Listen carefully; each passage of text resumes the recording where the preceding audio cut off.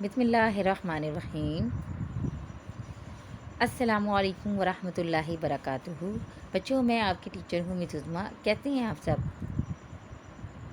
ام المدارس model school میں خوش آمدید۔ بیٹا، آج دن ہے جمعہ اور تاریخ ہے 7 مئی 2021۔ بیٹا، ہمارا آج کا عنوان ہے سبق نمبر 7، ہمارے قائد محمد علی جناح۔ بیٹا، اس سبق کا کریں گے ہم آج بک ورک، اور بک ورک میں ہم کریں گے صفحہ نمبر 54 اور 55۔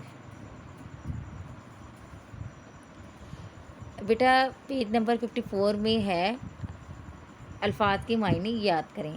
الفاظ کے معنی دیے گئے ہیں، ہم نے ان کو یاد کرنا ہے، ٹھیک ہے۔ سب سے پہلا لفظ ہے سوداگر۔ سوداگر کا مطلب ہوتا ہے تاجر۔ سر انجام دینا، جیسے کوئی کام سر انجام دینا کا مطلب کوئی کام پورا کرنا۔ رہتی دنیا تک، رہتی دنیا کا مطلب ہوتا ہے قیامت تک، جیسے اللہ تعالیٰ پاکستان کو رہتی دنیا تک قائم رکھے، مطلب قیامت تک قائم رکھے۔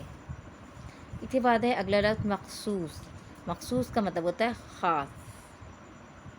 سفارش کرنا کا مطلب ہے حمایت کرنا۔ سفارش کرنا کہ جیسے علی نے احمد کی سفارش کی، مطلب علی نے احمد کی حمایت کی۔ کردار، کردار کا مطلب ہوتا ہے طور طریقہ، ٹھیک ہے۔ کسی انسان کا کردار کیا ہے، مطلب اس کے طور طریقے کیا ہیں۔ قدر کی نگاہ سے دیکھنا، اس کا مطلب ہے عزت کرنا۔ وقف کرنا، وقف کرنا کا مطلب ہوتا ہے دے دینا۔ بالآخر، بالآخر مطلب آخر کا۔ منصفین، بیٹا منصفین جو ہے وہ منصف لفظ کی جمع ہے، اور منصف کا مطلب ہوتا ہے صاف کرنے والا، تو منصفین کا مطلب ہو جائے گا انصاف کرنے والے۔ نامانوس، نامانوس کا مطلب ہے اجنبی، ٹھیک ہے۔ اجنبی یعنی جس کو ہم جانتے نہ ہوں، ٹھیک ہے۔ عادی ہونا، عادی ہونا کا مطلب ہے عادت ہو جانا۔ رہن سہن، رہن سہن ہوتا ہے زندگی گزارنے کے طریقے، جیسے اگر ہم کہتے ہیں کہ کسی قوم کا رہن سہن کیا ہے، تو اس کا مطلب ہے کہ کسی قوم کے زندگی گزارنے کے طور طریقے کیا ہیں۔ اتوار، اتوار بیٹا یہ ایک تو ہمارا ہوتا ہے دن اتوار، جیسے پیر منگل بدھ اتوار، اس میں تے آتا ہے، جبکہ یہاں پر توئے ہیں، ٹھیک ہے، اور وہ الف زیر تے ہوتا ہے، اور یہ الف زبر توئے ہیں، اتوار، ٹھیک ہے۔ اتوار جو لفظ ہے بیٹا وہ طور کی جمع ہے، طور کی جمع ہے اتوار، اور طور کا مطلب ہوتا ہے طریقہ، ٹھیک ہے۔ اگلا لفظ ہے خوش آمد۔ خوش آمد کا مطلب ہے بلا وجہ تعریف کرنا، جھوٹی تعریفیں کرنا۔ حصول، حصول کا مطلب ہے حاصل کرنا۔ دلیرانہ، دلیرانہ کا مطلب ہوتا ہے بہادری سے۔ معجزہ، معجزہ کا مطلب ہوتا ہے کرشمہ یا انوکھی بات، ٹھیک ہے، یعنی کوئی ایسی بات جو ہم نہیں سوچ سکتے، جو ہمارے وہم و گمان میں نہیں ہوتی، بالکل حقیقت سے ہٹ کے کوئی بات ہو جائے تو اسے ہم معجزہ کہتے ہیں۔ اس کے بعد ہے بیٹا پیج نمبر 54 پر ہی ہمیں نیچے سرگرمی دی گئی ہے۔ نیچے دیے ہوئے الفاظ کو اجزاء میں تقسیم کیا گیا ہے۔ آپ ان اجزاء کو جوڑ کر الفاظ بنائیں اور اعراب بھی لگائیں۔ اجزاء جیسے لفظ ہے خلوص، خلوص لفظ ہے، خلوص، اس میں خ، خو اور لوس علیحدہ علیحدہ کیا ہے، اجزاء میں توڑا گیا ہے، ان کو ہم نے جوڑ کے الفاظ بنانے ہیں، ٹھیک ہے، اور اعراب لگائیں۔ اعراب مطلب زبر زیر پیش وغیرہ بھی ہم نے لگانا ہے۔ تو پہلا ہے خو اور لوس کو ملا کے لکھیں گے تو خلوص، خے کے اوپر پیش آ جائے گا اور لام کے اوپر بھی پیش آ جائے گا۔ ہڈ یو نون گنا، تو یہ مل کے کیا ہو جائے گا ہڈیوں، تو ہے کے اوپر زبر آ جائے گا، اور ڈال کے اوپر تشدید، اور ڈال کے نیچے زیر آئے گی، ہڈیوں، کیونکہ ہم نے ڈال کو یہاں 2 دفعہ پڑھنا ہے، اس لیے ہم نے اس کے اوپر تشدید لگائی۔ اس کے بعد ہے عدالت، تو یہ بن جائے گا عدالت، آئین کے پر زبر آئے گا اور دال کے پر زبر آئے گی، ادا اور لام زبر تے لت، عدالت۔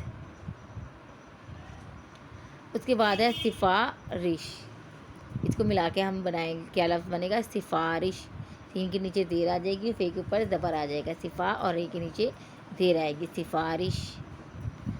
اگلا لفظ ہے دلے نا، ٹھیک ہے، تو یہ بن جائے گا دلے رانا، دال کے پر زبر آئے گی اور ری کے پر زبر آئے گا اور نون کے پر زبر آئے گی۔ اگلا لفظ ہے منصفین، تو اس کو جب ہم ملائیں گے تو منصفین، میم کے پر پیش آئے گی، صاد کے نیچے زیر آئے گی اور فے کے نیچے بھی زیر آئے گی، ٹھیک ہے۔ عادات، تو یہ ہو جائے گا عادات، عادات، عین کے پر زبر آئے گی اور دال کے پر بھی زبر آئے گی۔